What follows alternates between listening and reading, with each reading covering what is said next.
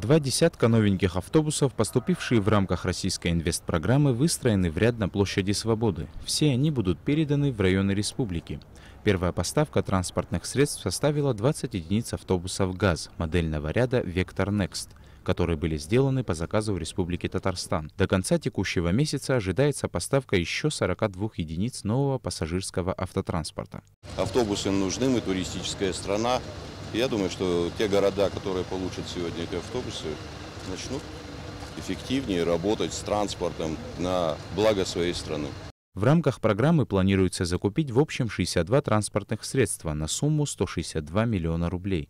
Комфортабельные автобусы имеют от 17 до 25 пассажирских мест. Экономичные дизельные двигатели. Уже на следующий день после распределения машины выйдут на маршруты городов и районов республики. Сегодня 20 штук поступило, 5 в Гагрский район, 5 в Гудаутский район, 5 в Сухум, 3 в Творчал и 1 в Ачимчиру, 1 в университет. Должны еще городских именно автобусов поступить 13, они все пойдут в город Сухум. После этого мы получим уже в начале июля 15 школьных и 14 сельских.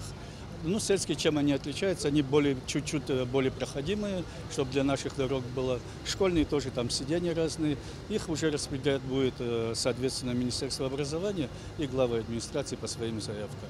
Таким образом, первая партия новых автобусов пополнит автопарки городов Сухума и Ачамчиры, а также Гагарского, Гудаутского и Ткорчалского районов. Одна новая машина досталась и новому Афону, который до этого времени не имел ни городского, ни школьного автобуса. На самом деле был необходим.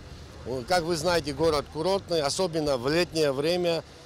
Люди фактически стоят в такую жару на дороге. Это наши горожане, плюс отдыхающие.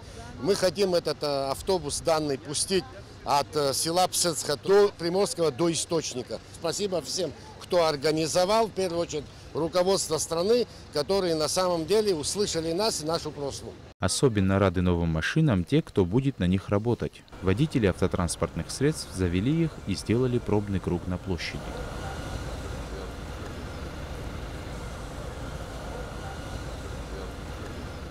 Саиджар Салия, Алексей Гухава, Абхазское телевидение.